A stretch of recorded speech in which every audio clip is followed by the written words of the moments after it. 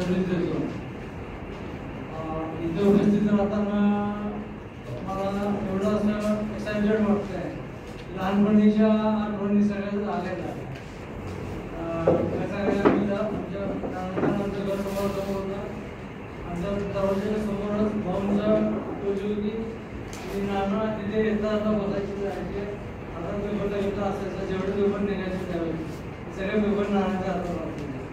आम्हाला जाता येता नमस्कार करून प्रतिभा चालली आणि शांत व्यक्तिमत्व कसं असतं याचं उदाहरण मला नंतर कळलं. जेव्हा घर पडलं तिकडे लोक बघायला लागलं असं तसं कंपॅरिझन होत जातं. आपण जे नवीन बघतो ते जुन्याशी म्हणूनच ते काहीतरी ठरवतो. नानाबद्दल प्रचंड आदर आहे आणि तुझी मुलं सागर पृथ्वीराज आकाश अनाथ खेळलेलं आहे. आता ते मोठे झालेले शरीराने कर्तृत्वाने आणि त्याच्यासाठी आभार मोकळा आहे. आणि त्यांच्या स्नेही नानाचे स्नेही आप्पा पाटील त्यांचाही चांगला काम आहे. आणि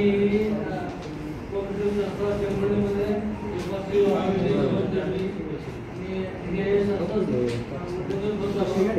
अशा महाराष्ट्र